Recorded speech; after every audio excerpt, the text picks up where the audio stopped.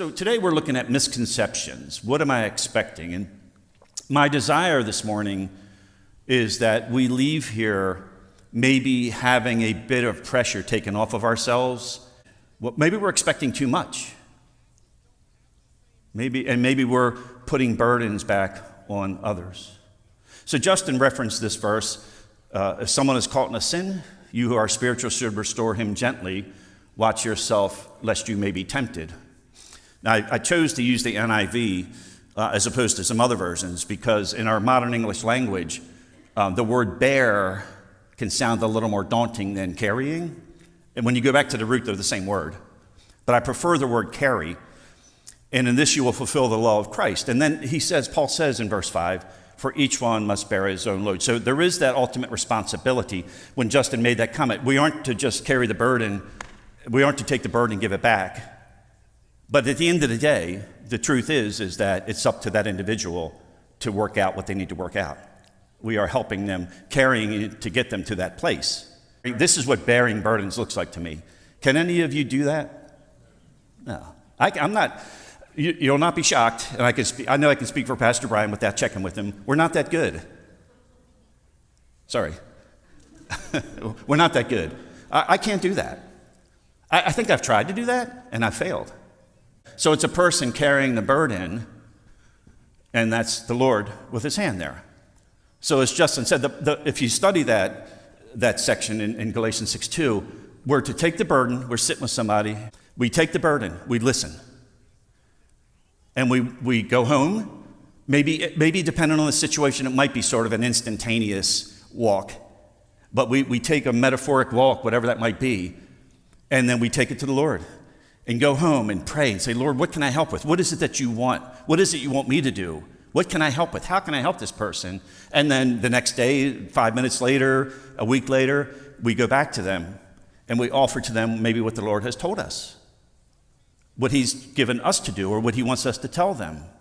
It lets people know too that we are taking on board what they're going through and doing something with it. We're bringing it before this God that we've told them will help them.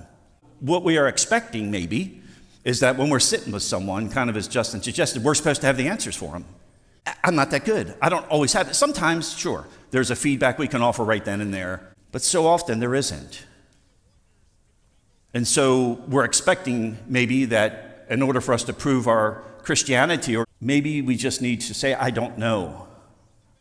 But yeah, I'll tell you what, I'm going to pray about these things, and I'm going to get back to you, and I will get back to you. And I'll let you know a course of action we can take. It's going to be different with each person. Some people just need to go and get help right from a rehab, from a professional, whatever it might be. Some folks, we just need to remind them that we care about them and spend some time with them, helping them to get to a place where they need to be. But never be embarrassed, and convey to people that you're encountering to never be shameful or embarrassed, to admit that they need help. We all do. The trauma we're sort of referencing is more of a longer term, more subtle series of events that bring someone to a place where they are just overwhelmed. So the text that we're looking at today, as we finish, is the book of Acts, chapter 1, verses 6 through 11. Jesus came back. He was crucified, resurrected, and came back to the disciples to fellowship with them, to see them, right? So in the book of Acts, beginning in verse 6, he says, they gathered around him and asked him, Lord, is it at this time you're going to restore the kingdom to Israel? And Jesus said to them, it is not for you to know the times or dates the Father has set by his own authority. One thought that I heard years ago about that response. So just real quickly, the intertestamental period, God said in Malachi he would be silent for 400 years. We pick up in the Gospel of Matthew. So for 400 years, there was no Holy Scripture, but we do have the intertestamental books, the Apocrypha. There's stories there of the history of the Jews and what they went through in those 400 years. So 150 years-ish before Jesus came, Judas Maccabeus, he came and liberated Jerusalem on a mighty white steed, a warrior. Actually, his nickname was Judas the Hammer. Judas the Hammer. He came with might. He came with force. He liberated the Israelites, set them free from political rule, from oppression. And I heard a gentleman saying years ago that you can picture them thinking, okay, now we're going to get what he promised. They were expecting that he was going to set them free from political oppression and from whatever things around them, practically speaking, might be pressuring them.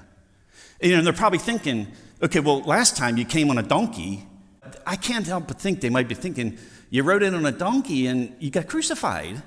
It just doesn't make sense. Oh, now you're going to do it. So we're meeting with people and trying to help and doing things, and we see some headway. Oh, now they got it. And then they don't got it. And we think, what did I do? What did I fail at? What did I do wrong? What did they do wrong? We need to try not to focus too much on what's wrong here, what's wrong there, unless we see something that is wrong. And say, what is he really trying to do? What does the Lord really want to do in this life? So trying to get a perspective on what it is that we think God has promised for us, for others, just finding what the Lord's will is, what the Lord's plan is. Most of it's by spending time with him on behalf of that person. Really asking him, what am I supposed to do? So really it's understanding. Our role is to help people understand how the Lord, who he is and how he works.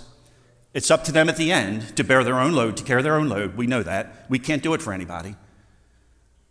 But actually, we're doing less than more in that we are simply helping them know there's one who cares about them, who loves them, and can help them. And we want to keep pointing them there, not just keep pounding our fist telling them, you guys got to trust the Lord. People say to me quite regularly, everybody's telling me to trust the Lord. Nobody's showing me how. But how do you do that? How do you trust him when everything's fallen backwards? How do you trust him when you've made 2 steps forward and you take 6 back? Has he forgotten me? Has he left me? No, he doesn't do that. His word tells us that.